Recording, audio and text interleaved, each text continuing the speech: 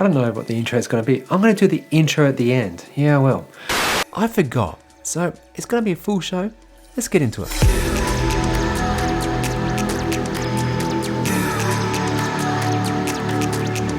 G'day and welcome. My name's Chris, and if you're new to the channel, welcome. I talk about things from an Australian perspective around tech involving electric vehicles, renewables, electric battery, solar, you name it, anything that gets us to a cleaner and greener way of working.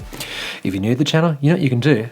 Subscribe, please, like it, write me something. I do look at the comments, but otherwise you want to go to the next level? Yeah, go join us over here on Patreon, where from as little as $2.50 Australian. I'll talk about that in a second. $2.50 Australian per month. That's only like 60 cents per week.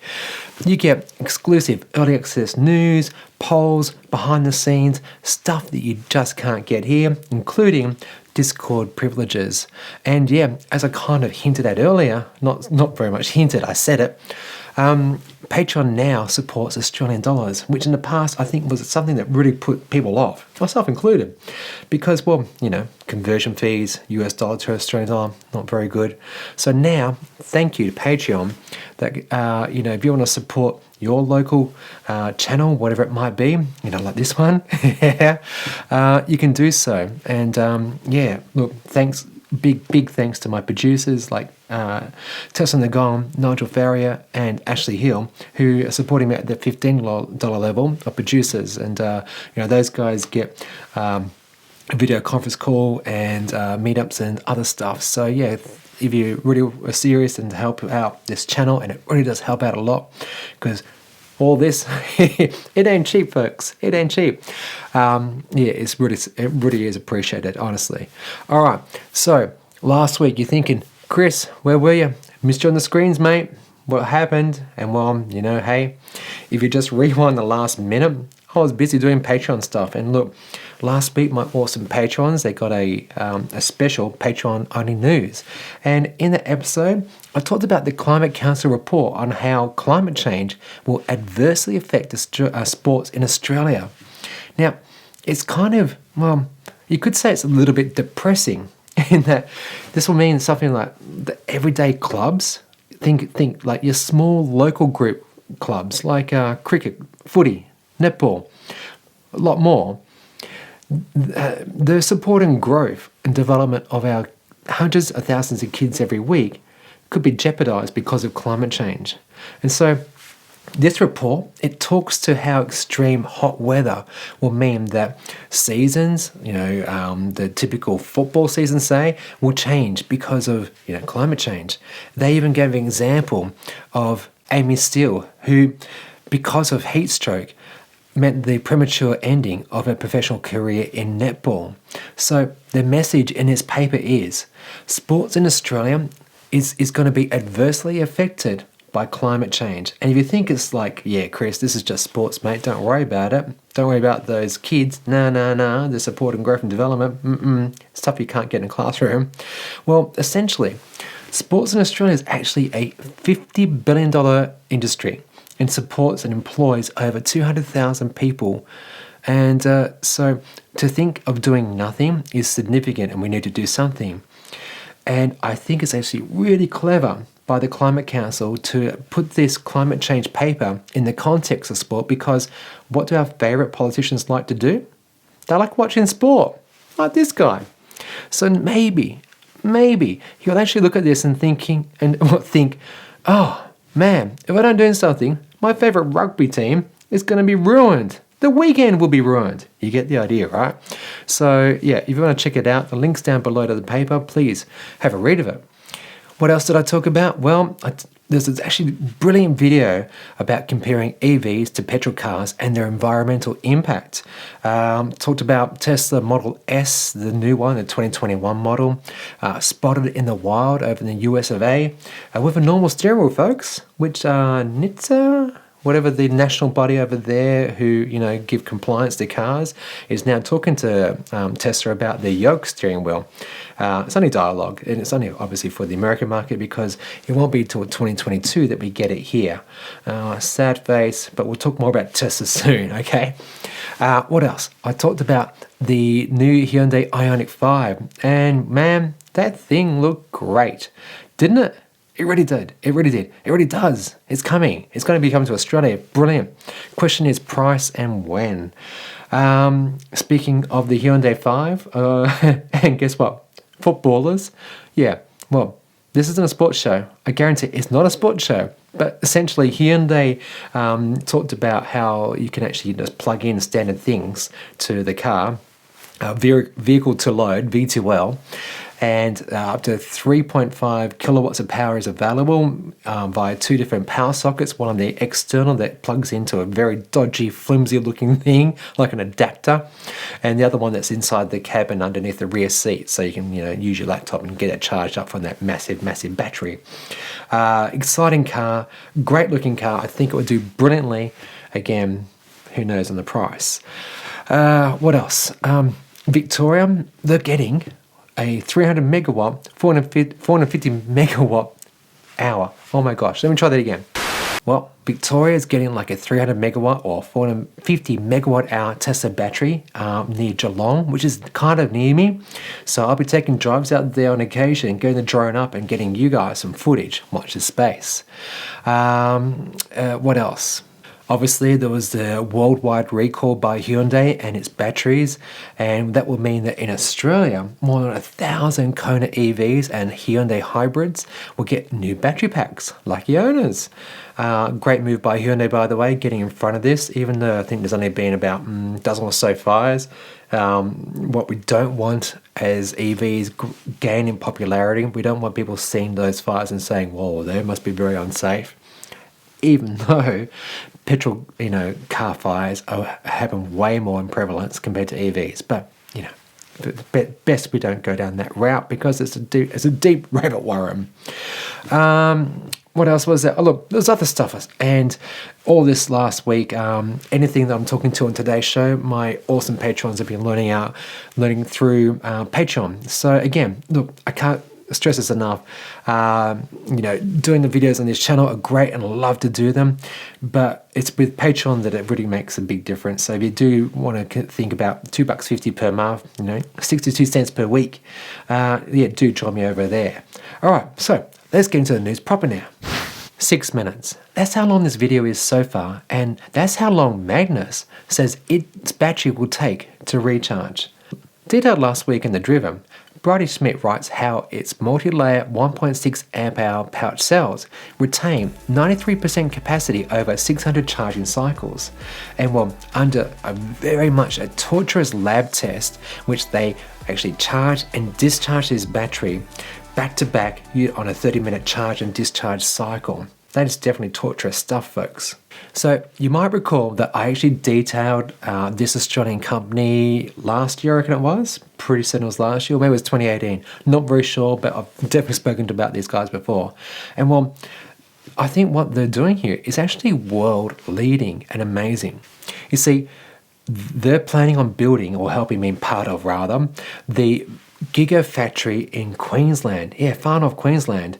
And essentially, they're talking about producing gigawatt hours of battery products for world markets from Australia, because we've got a lot of lithium and other stuff here which you need in batteries. But nonetheless, getting back to this battery, these guys have actually already developed like a 25 kilowatt hour battery that can be charged in as little as 6 minutes. And get this, over the 1,000 cycles, lost absolutely no capacity whatsoever. This is amazing, right? And this is, I think, something that will switch people to EVs. And because at the moment, people who don't have EVs, I've got to say it, and it sounds derogatory and I don't mean it to be, it's just something you realize when you've got one. And that is that every morning I go to my car and it's as full as I want it to be. So just conceptualize that for a second. You've got your petrol car in the garage, and every morning you go back to it, and the tank is full. It's like that. It really is. And so people, when they ask me, how long will it take you to charge your car, Chris? And I say, with my granny charger out there, more than 24 hours. And they go, oh my God, that won't work, will it? And you're like, dude, I do 40 kilometers of driving per day, maximum. And that will then recharge in like not even 4 hours. So when I'm sleeping at night, my car is already full. Yeah, this is just, anyway, I diverge. I'm getting away from the point. The point is this, is that if you could say to somebody, hey, you could have your EV, you can refill it in exactly the same time it takes to refill the petrol in your conventional car, they'd be like, I'm in. I'm sold now. I'll buy it.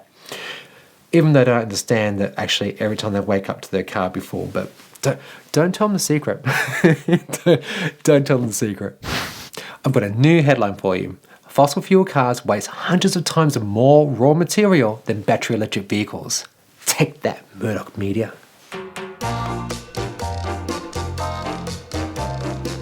In a study released by Transport Environment, or T&E as I'll now refer to them, they showed how like a petrol or diesel car uses way more material from cradle to grave. Electric vehicles use like 58% less energy than a petrol car over its lifetime. They emit 64% less carbon dioxide, and here's the big one. Okay, just a few big numbers I'm going to just throw at you here, and it is massive. First of all, on a relative weight basis, okay, thinking about an internal combustion engine that burns material, think fuel, okay, compared to a battery electric vehicle and its batteries that eventually will get recycled, okay? So what do you think the difference here is? Is that essentially, well, first up, when we recycle that battery, only 30 kilograms currently will be left as unusable waste. Yeah, 30 kilograms. You think about how heavy an engine is. Okay, and then obviously the weight of the petrol that's gone into the car being burnt and disappears into the atmosphere as stuff we breathe in.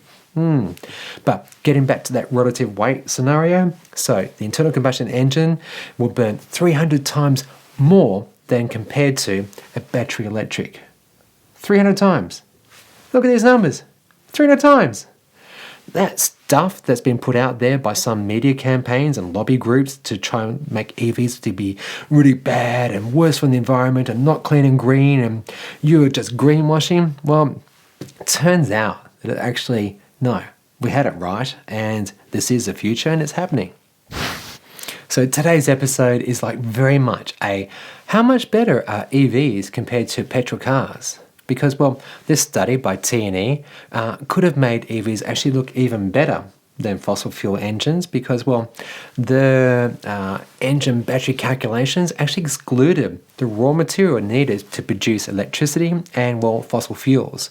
And because that is also contingent on factors such as national electricity mix and fuel extraction methods and the efficiency around both. Remembering, this is a bit where you can I think, look, best go check out this video by Petrol.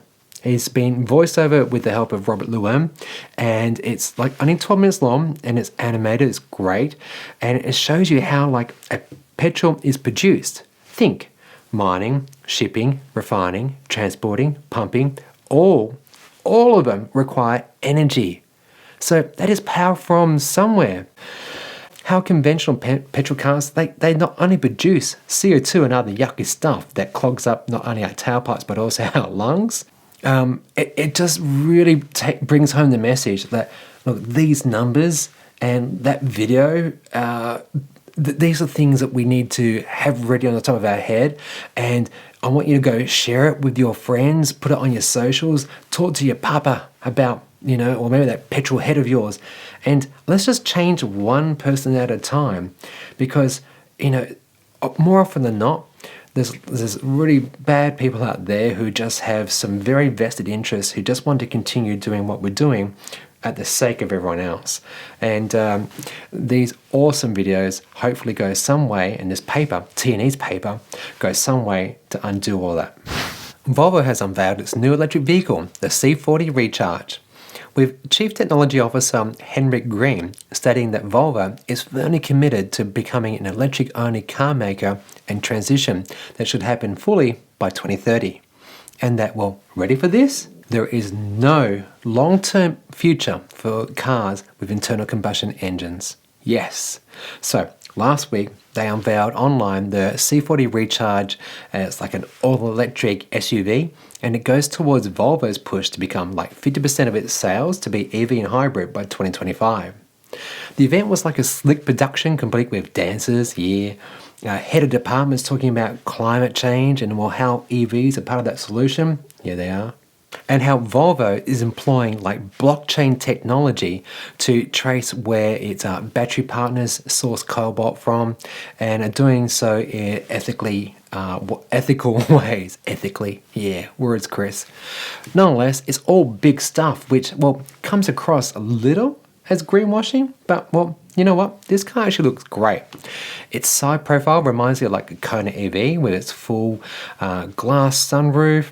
It's got a high ride height. It's got cool brake light animations, aggressive front end with dynamic headlights.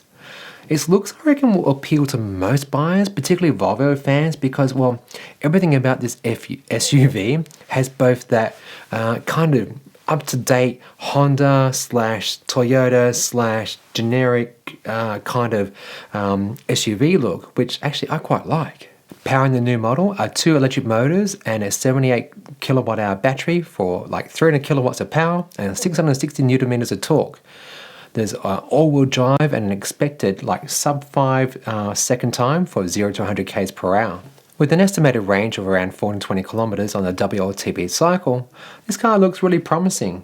Interior-wise, well, there were very few shots, and from what I could tell, basically, yeah, it's got Google Auto, Google Auto, Android Auto. It's not Android Auto, it's Google Auto. That's like the OS, pulling everything together. Think HVAC, car controls, things like that, as well as obviously infotainment and being able to do search and run apps through that center screen. You've got fake leather material with nice white stitching, very professional looking interior. It definitely will do very well. Time for a new segment, charging.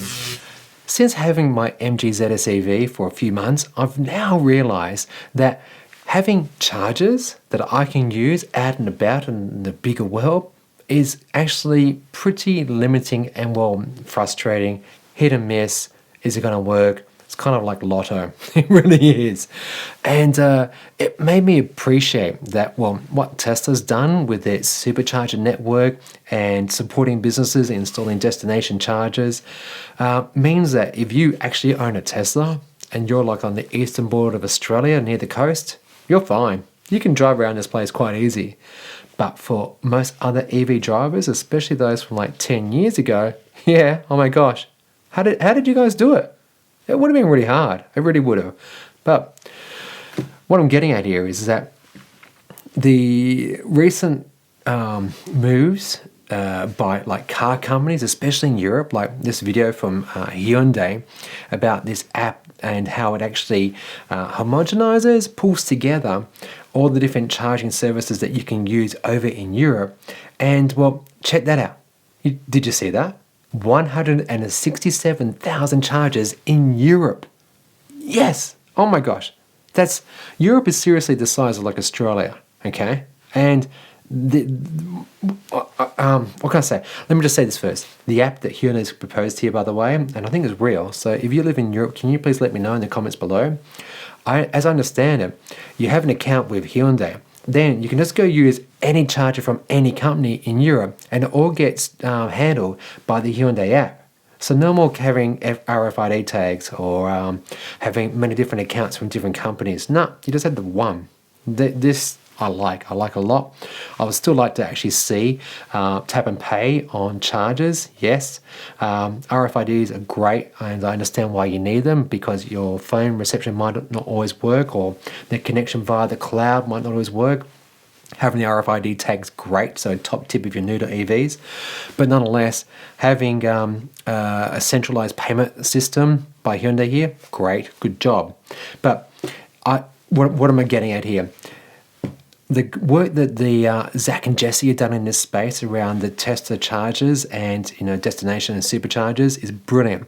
And so what I want to do for Aussies is I want you guys, and myself included, I'm going to try to include as much as I can any new EV chargers that are coming to market now that you can actually use. All right? Because right now in Australia, there's only 2,300 EV charging points, and only 357 of them are fast charging.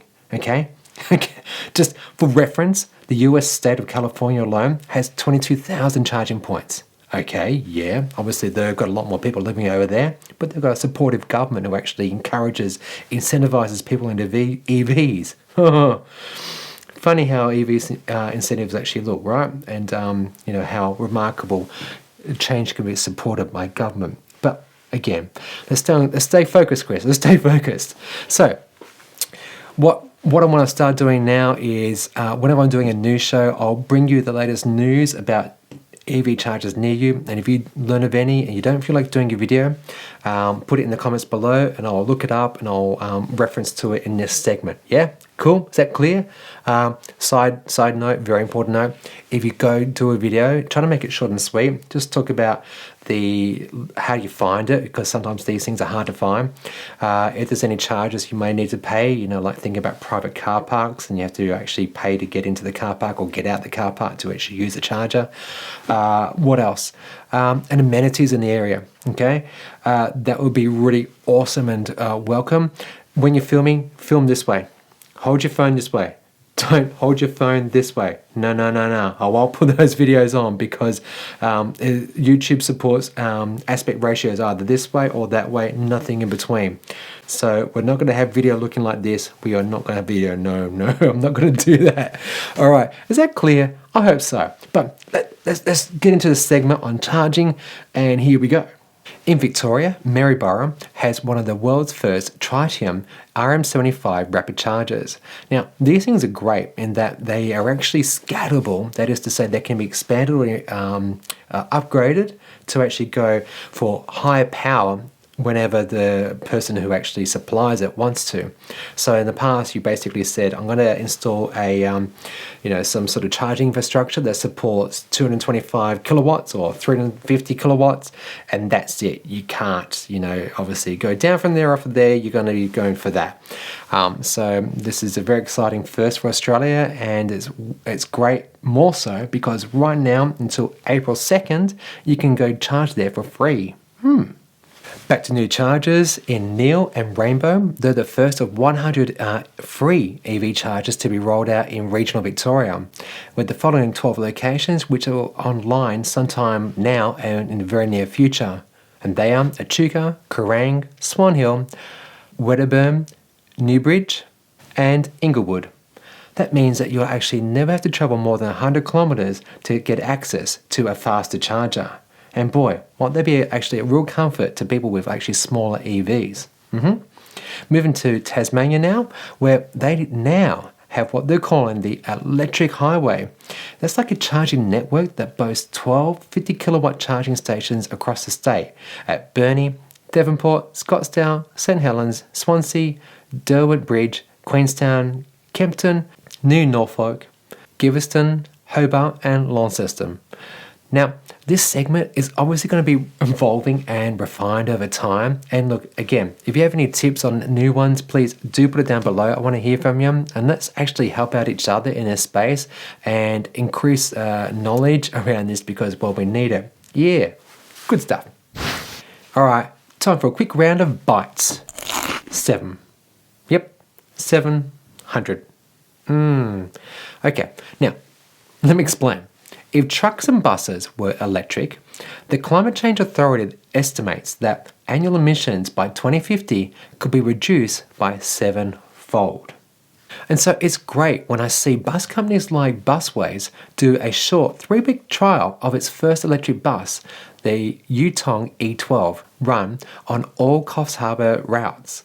For those who watch the show regularly, they'll know that often I scoff at yet another EV trial because, well, we're really good at them and not actually committing to anything. So I give props off to this bus company for, first of all, getting the electric bus in for a trial and seeing if it's actually fit for purpose in this regional Australian setting, yeah?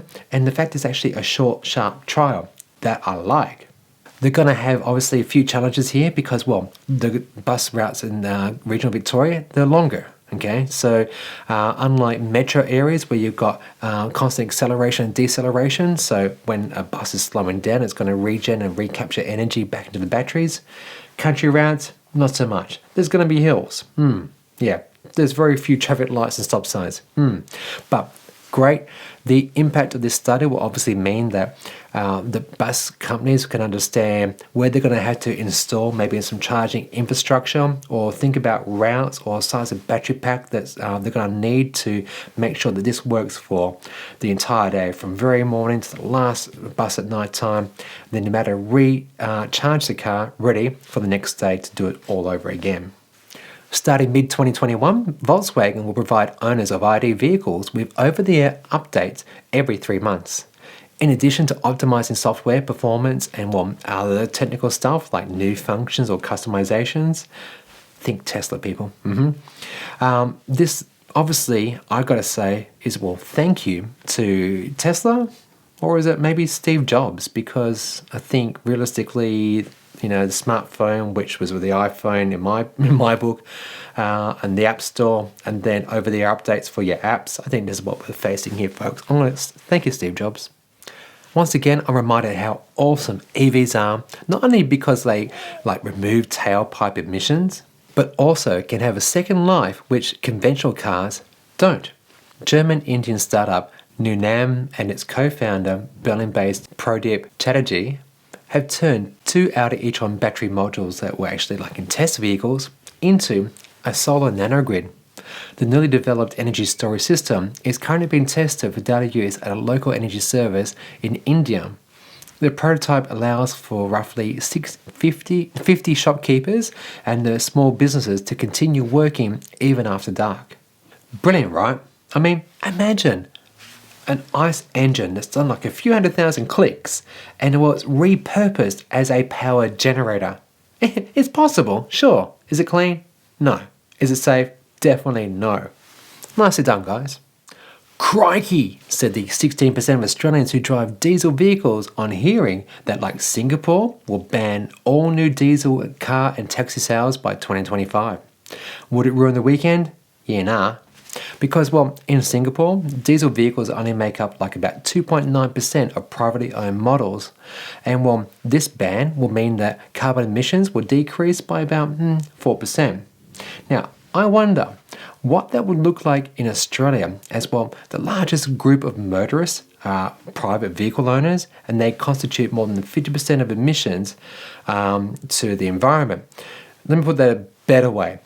Vehicle emissions in Australia, that's all types, is roughly about 20% of our CO2 output for the entire nation. Now, in that 20%, more than half of it is actually from private motorists. Think people who drive cars, four-wheel drives, small SUVs, so on and so forth. So the actual largest polluter in Australia isn't what you think it might be. It's actually probably you and me if you drive a petrol car. So this 4% of new car sales that are diesel over in Singapore, and it's 16% here in Australia, it would be great if we could cut those out from our vehicle fleet here. It would be brilliant. And remember, diesel is the worst thing that you can do for your lungs. It causes lung cancer, premature death, asthma, a lot of bad stuff comes from diesel. So by removing it from our roads sooner than anything and everything else is great, in addition to obviously an internal combustion engine vehicle ban. 2030, anybody? Somebody? South Australians can all sleep a bit easier after the Legislative Council announced that it would delay the introduction of an EV tax in the state. Announced on Thursday last week, tax on South Australians who actually drive an electric vehicle has been pushed out to July 2022. This is good news on 2 fronts and obviously bad on 1. Let's start with the bad one, yeah? It's still going to happen. It's still going to happen. But now the good. This delayed action is going to mean that this garbage legislation is going to be beyond the next state election, which is due in March 2022. So that means that you, me, everyone can make their thoughts known to candidates, and any new government who then gets voted in can hopefully scrap it. Now, then, is that two good things, two bad things? I'm not very certain, but I've got to say, guys, girls, thanks for your comments on last fortnight's show around EV tax update in Australia. A lot of really good stuff going on out there. A lot of great comments supporting that. What we're all trying to do here, and that is to get this scrapped in Victoria, because so far, again, Victoria is the only one who's going to be taxing motorists, and this is just shenanigans. It is to what's the juice media thing they say? There's real yeah, it really is, and it's just ridiculous that someone who drives an EV, who's contributing far less to emissions, CO2 and the like, is paying the most for roads. Yeah, and I especially feel very sorry and really upset and quite angry that this legislation is going to really affect the most people who drive a plug-in hybrid vehicle, because in addition to paying actually the 2 cents per kilometre charge, you're also going to be still paying petrol and fuel excise. So combine those two costs together, you're paying way more than the EV driver and the person who drives the dirtiest vehicle on the road. It is not good legislation, folks. So if you can, get talking to your local member. I did last weekend. Yeah, I did. She was at a local fair, and I let my thoughts know. Do the same. And one last story. Full self-driving beta. Elon Musk has hinted that full self-driving software for Teslas might become available for public use in America in April this year. Twitter user F9Block5 asked Elon if any update on a timeline when public FSD will come out. Possibly Q2?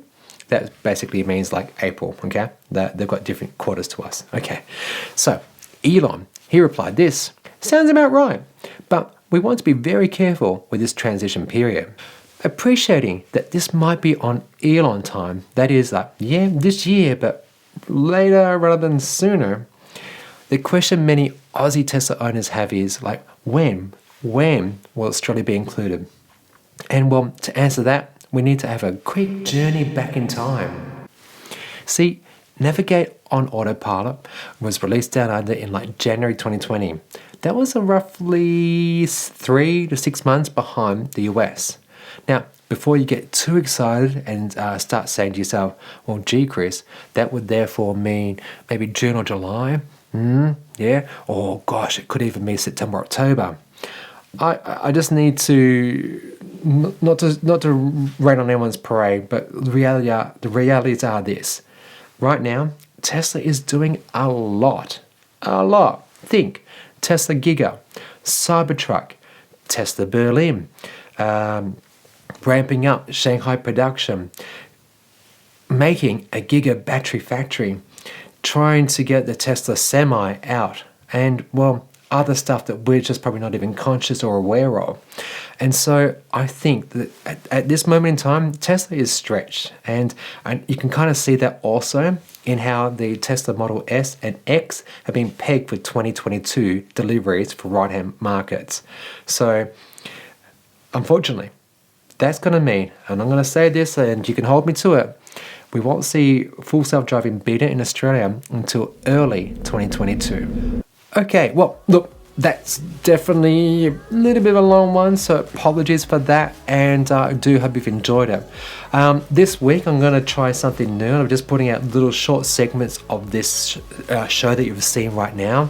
So if you see things on there and you think to yourself, I think I've seen that. Well, you know what you can do? You could maybe watch it to give me a view, because you got to feed the YouTube algorithm.